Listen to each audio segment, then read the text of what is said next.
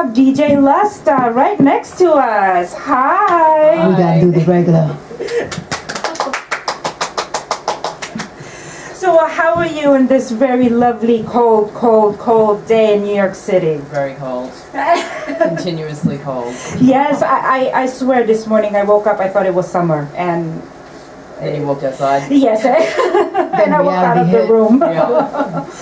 So everybody, this is DJ Lusta. She is native from Australia. She has traveled around the world. And now she's in New York City. She has DJ'd pretty much everywhere. So tell us how you started. Like, what was it, the music first, the DJ? What inspired you to start? That was all the way back when I was 15 and I first discovered electronic music. Back in my hometown in Cairns, I was listening to Psytrance actually. That was my first. Oh, wow. Yeah, because there's a very big scene in Australia, and in my small town where I'm from, there wasn't all the genres that there are now. Obviously, I mean, this is a while back. And I just fell in love with the music so much. It just did so many things to me in my life, and I just knew that I was going to be DJing at some point.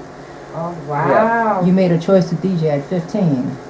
Yeah, I guess it was more, I still was totally in love with the music and just still discovering it, and but it probably was around like 17 where I was like, all my friends were DJs and putting on the parties, and it just became clear to me that that's something I wanted to do.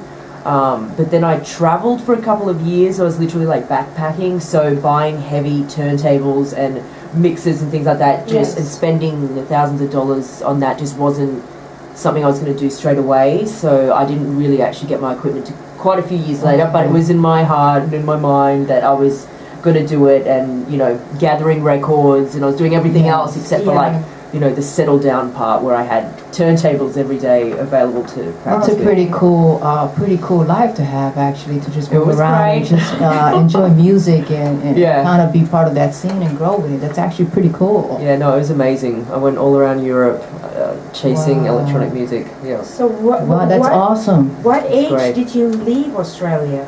18, straight after high school. Wow. You already had your mind set. You're right. Yeah, I was saving since I was 16 to do my Europe trip, and Oh wow! And so, which city was the first city that you? I went to London. Of course. Yeah. Of course. I did. The Mecca. Yeah. No, it was amazing, and I was based pretty much out of the UK, and just would go on 3-month trips around. How was the music scene at that time? I mean, it was incredible compared to what I had been used to. I heard amazing sound systems for the first time in my life. Okay. So I heard music like I hadn't heard it before. I heard genres I hadn't heard before. I met people I hadn't met before. I mean, all of Europe, and just everything was just so refined, and the clubs were just like I never even thought they were possible. They were huge.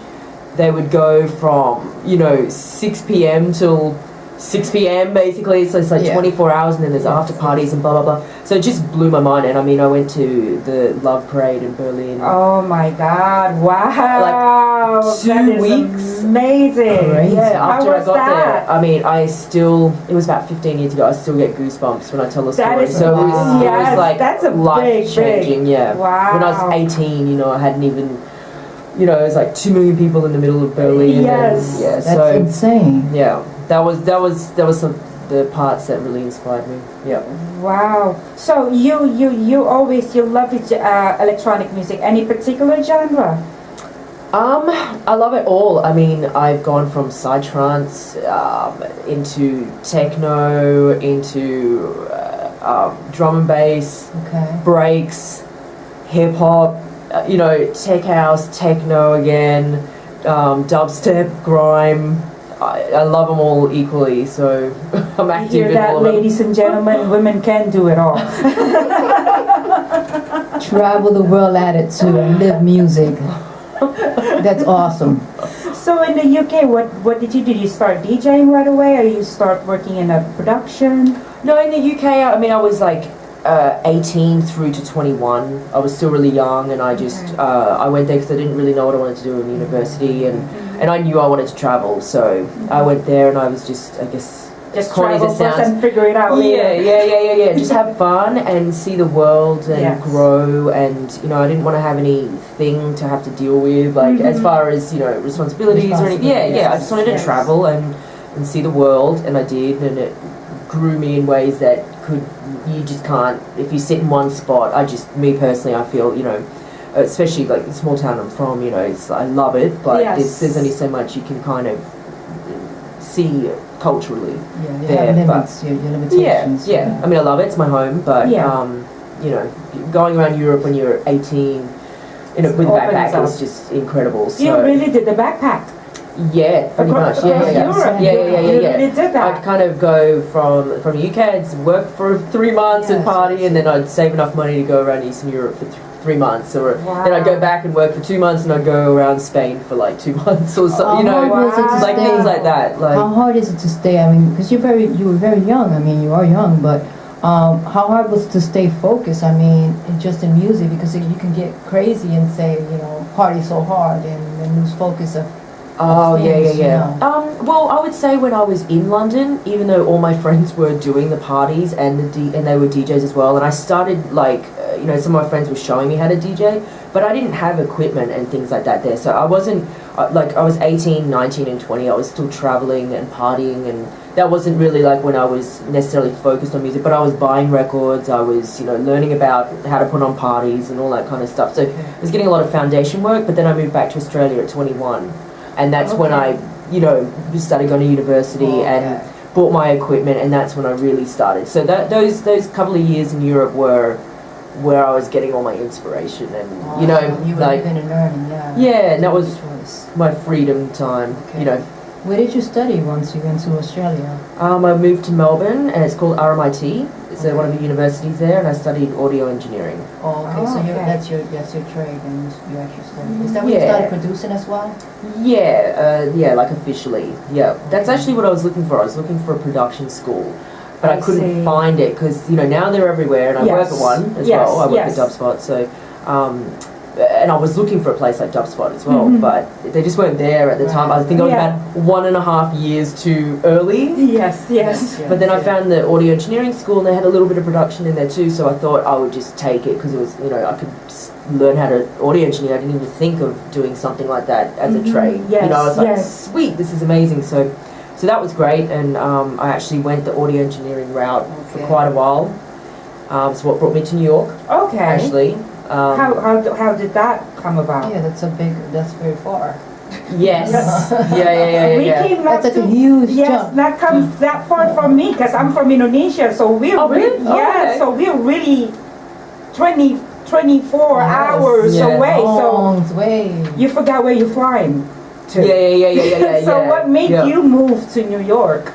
Well, I was in Melbourne, and I had a great time being home in Australia for a while, but, you know, I studied audio engineering, and I was working pretty much from the first day I was in university. Like, I found Metropolis Audio, which is like the biggest studio in Melbourne, and I was working there pretty much the whole time I was in university. So by the time I got out, I had enough experience to, you know, plus I was working at Next Wave Audio, which was one of Melbourne's biggest live sound events group for production and stuff like that.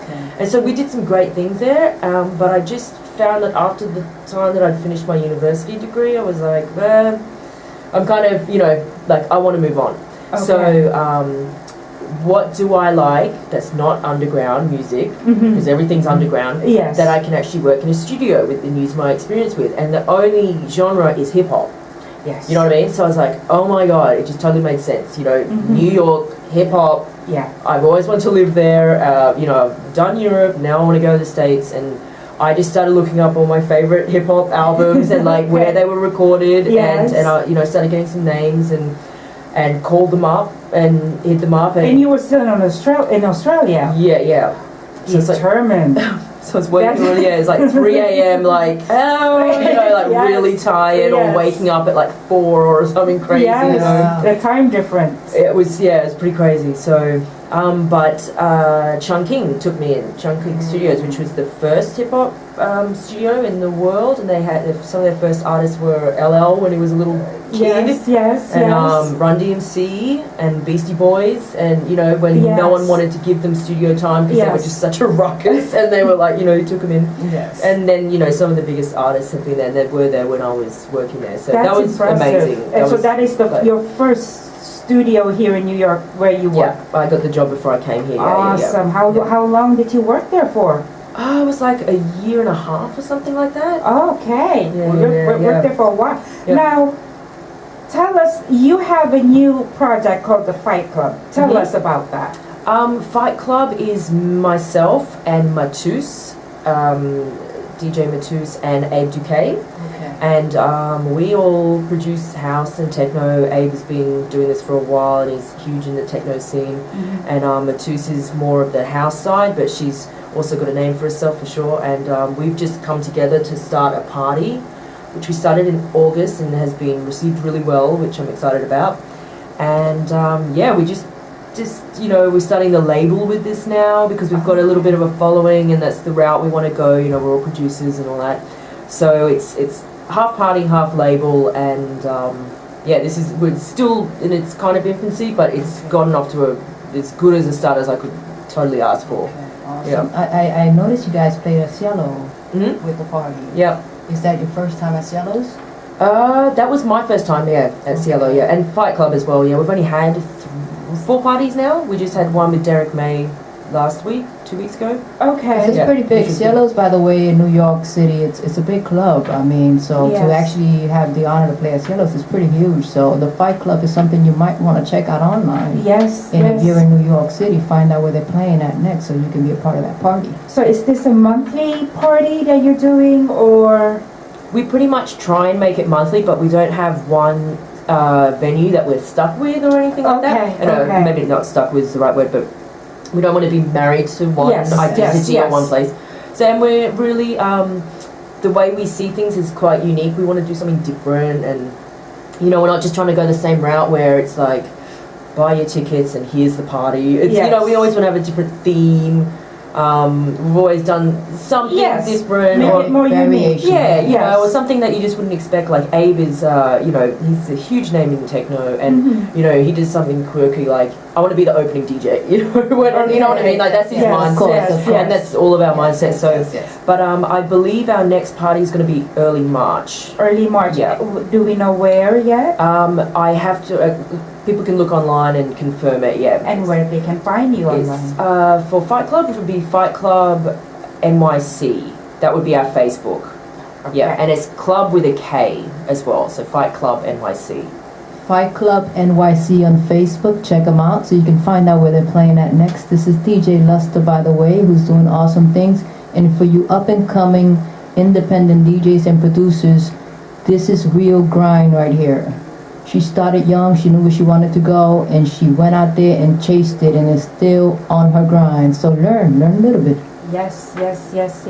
So, what kind of genre that you're gonna provide for the listener that they're gonna go to Fight Club? What can they expect, type of music wise? Fight Club is predominantly tech house, techno house. That's mostly what we do. I mean, we're not saying that we won't do anything in the future, like different, but you know, we all, at least Matus and Abe definitely come from the house and the techno background and the vibe, and that's what they do.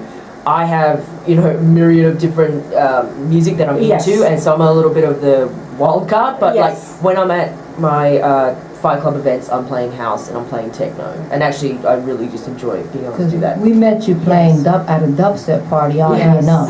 So she does have different variations in music. Yeah, it was sick. We were like, damn, this woman. We actually went to the booth and had to introduce ourselves because it was really insane playing at the party. Thank you. And that we remembered you always. That's why when we started this radio show, it's like, let's ask her. We have to. That was very nice. Come on. Yes, I was very flattered. Yes. And it's not too shabby to have the first female DJs. Besides, pretty hybrid, but we don't really count. So our first guest DJ female here in the show. So it's pretty freaking awesome. I'm down with that.